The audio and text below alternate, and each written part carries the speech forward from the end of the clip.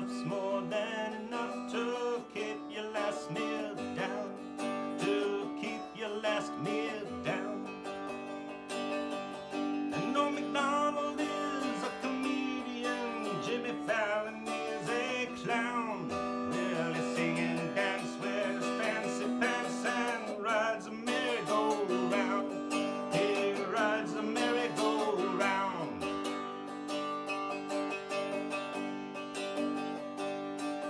Well, Owen Benjamin is a comedian. Steven Crowder is a clown. Well, he pumps those butts and he sells those cups and he keeps the movement down. He brings the movement down.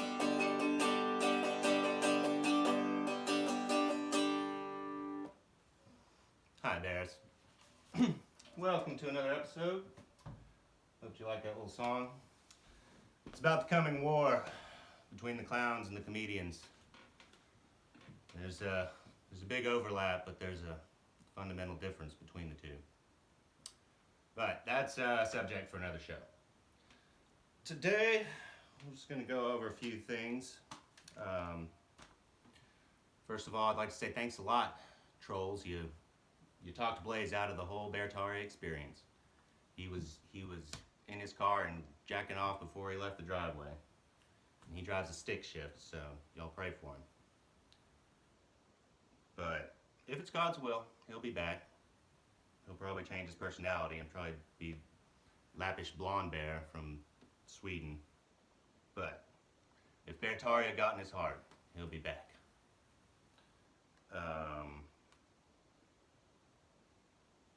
So, yeah, the comments have been great. I can't tell you, there's nothing better than reading comments over coffee in the morning, especially when you've been as isolated as I've been for the past few months. I really appreciate each and every one of them. Particularly Yellow-Eyed Canine Bear about the mic. Yeah, when I get my $1 billion from NASA for that gold turd, I'll have the best setup anybody's ever seen. But I just don't know when that check's coming in. And there's bound to be a lot of inflation when it does. But I appreciate the backhanded compliment on that one. The Jew comment deletion, obviously I don't have time to be deleting comments from a YouTube channel. If it got deleted, it's because you said something about the Jays being disgusting. YouTube has very strict standards, so use your words better, or your comments will get deleted. We will never delete comments here. And then the turpentine subject. See, I really don't know about this one. I must have missed that episode. I know the turpentine gets thrown around a lot. I don't do my research with Google, so if I was going to use the scientific method, like everybody pretends to love so much, I'd go find somebody who has experience with the subject and ask them. Which I think I do. I think I know this wise woman who owns a natural food store in a town nearby. And I will go do some real investigative journalism and get to the bottom of this turpentine subject. Okay, next thing is Owen's new house. That was apparently $200,000. Don't know where you got that information, but it's almost like you guys don't understand the value of commercial-free entertainment and how entertainment is a service and people get paid for it, and when they get paid for things, they then purchase things. I can guarantee you no real bear gave Owen money under the impression that they were going to be able to camp on Owen's property. An opportunist of many different kinds might have. And now they're like, Owen gave me the impression that the campsite was coming, and then I give the money, and there's no campsite, and what do you think about it, Reddit? I don't know what you guys are talking about when you're complaining about what an entertainer does with the donations they receive. You might think that all the people that donate are completely deluded, but we all give for content we like. I mean, it's all about, um, is the content worth donating for? Now, is Owen the most, is he the best out there? In my opinion, yeah, one of them. And is he consistent? Yeah, very consistent from what I've seen. So that generates revenue. I don't know what else to tell you about that.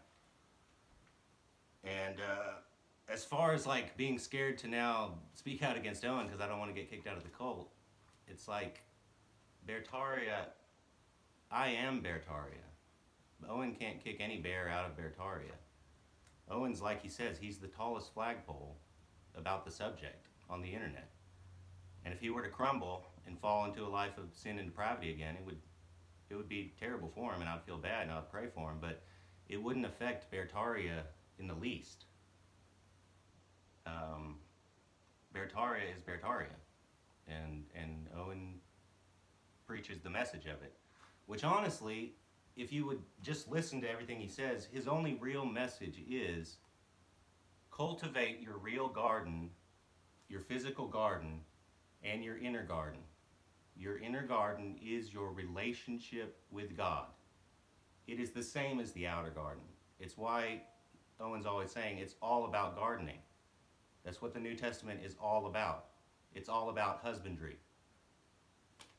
It's just like, I think it was the parable when Jesus said about the seed being thrown on different kinds of land, and the barren and the fertile land. The disciples came to him afterwards and asked what he meant by it, and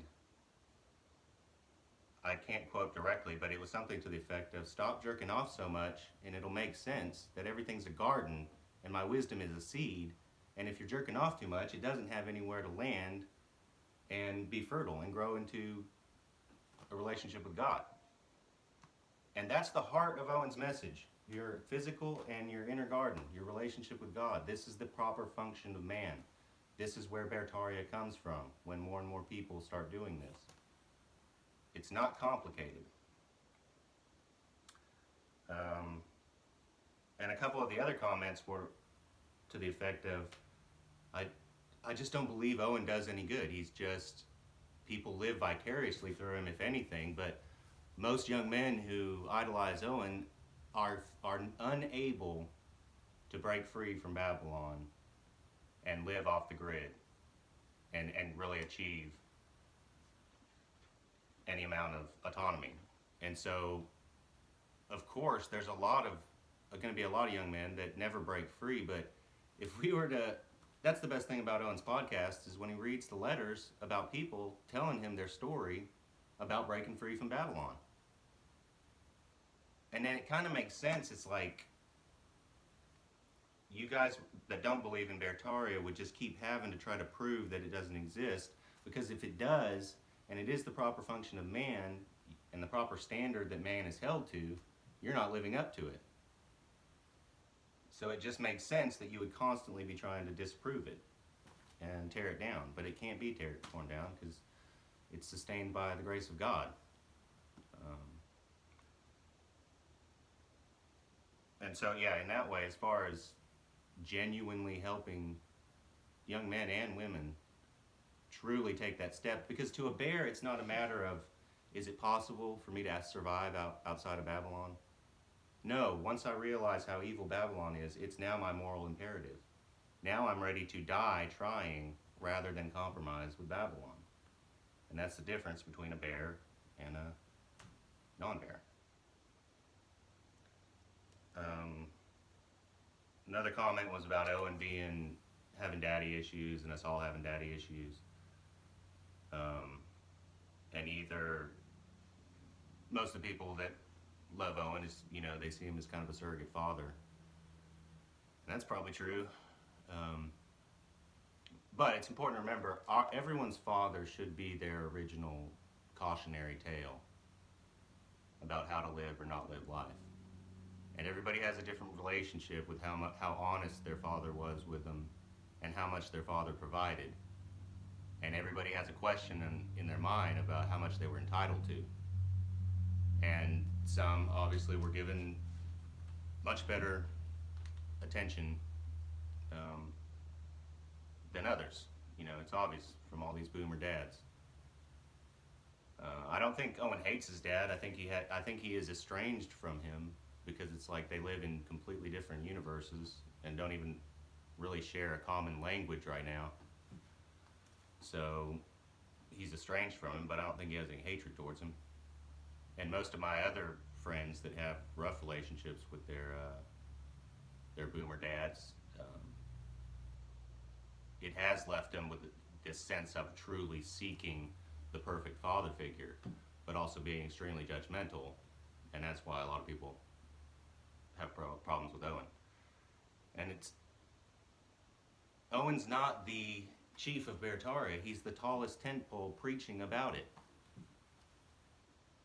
And I think that's a lot of people's problem. Like, if you accept Bertaria, you have to accept um, any order that Owen wants to give, and that's just kind of, it's ridiculous unless you're from the mindset of everything is a cult and it's just all about power.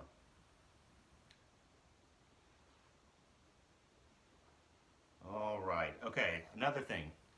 I don't know the story, but apparently something about stolen valor and some Owen letting some comedian open for him. I'm guessing that that probably said he was in the military, and it turned out he wasn't. And how that's supposedly how you would hold that against Owen, I don't know. But let me just set some things straight about this whole stolen valor issue. Anyone who has any real valor knows it can't be stolen. Okay? Understand that. Real valorous people, their valor cannot be stolen. Anyone who gets offended or considers their valor stolen never really had any in the first place. And so these people that are pretending to be soldiers, yeah, it's kind of pitiable, but it's not a huge transgression, because no real valorous person takes offense to a knucklehead trying to steal valor. You can quote me on that. And I hope somebody comes at me about, well, my cousin and my brother was in the Grabler Wars and he knows about the valor and you can't take the valor from him. I hope somebody takes exception to my opinion about that. All right. What else do we got? Oh, Miss Prayer Bear, I appreciate you sending your love, and you are absolutely right. Haters are going to hate. But I could ask for one prayer request. It's just be for Blaze and mine, our relationship, because it's great. We have a strong bond. He didn't drive off, jacking off. He's over in another room playing video games. He just doesn't want to engage the internet. And I don't blame him. He did a great job. He did the whole first week with me and really got the thing going. So it's the onus is on me now to keep it up. And the story, I'm not worried about the story continuing, because it's the story of me building and becoming Bertaria. And I know I don't have much to show yet. I'm in a phase. But if I showed you what I had, you'd be impressed. But that video is coming soon. The journey is going to go until it stops, the story. And I hope the questions keep coming. Because this fundamental difference between people being able to understand Bertaria and not, that's the subject. And so what I'm going to do, it comes down to rites of passage, because in the West we don't have any anymore. So we're never forced to develop, which there are, of course, right and wrong ways to do this. But the main rite of passage in the West is Christianity, is this coming to terms with your Creator. And it's almost like in the West we're so coddled that we never really feel vulnerable enough to that we need help. And that's what a rite of passage is. It places you in a position of vulnerability where you don't have your heritage or your community or anything to depend on, and it just makes you confront reality. And when you do, you come to fundamental conclusions. So, since we don't have any, I'm going to choose one from our past during the medieval time, when we had more of a theological cosmology of reality rather than a technological cosmology as we have now. And Dante's Inferno. Paul and Virgil took Dante through that rite of passage, and then Dante and Virgil and Paul took me through that rite of passage, and I am going to take any bears or trolls on that rite of passage so that they can figure out what Bertaria is, if they can get through it. Let me just warn you, if you really try to go through Dante's Inferno and try to understand every psychological bit that he lays out before we finally get to the great poetic image of the creature at the pit of hell, it's a dangerous road. You can get stuck along the way. But it's a road, it's a rite of passage that must occur if you're ever even going to get to purgatory, let alone paradise. That's what makes a story classic, is the culture retains it because its ability to interpret itself is inexhaustible. And really, the more you approach it and try to interpret it, you find it's interpreting you. That's the best thing about the Bible. If anyone were to approach the Bible really trying to interpret it from what it speaks to them, not bring any presuppositions, they would soon find that they are the subject of it, and it is interpreting them. And that's more or less the definition of a classic piece of art. So, it's important. That's what I'm going to try to do, one canto at a time. But if I can bring everyone to see that image of that creature that's trapped in the pit of hell, I think it'll mature a lot of minds. But until then, everybody stay crushing, and I'll talk to you soon.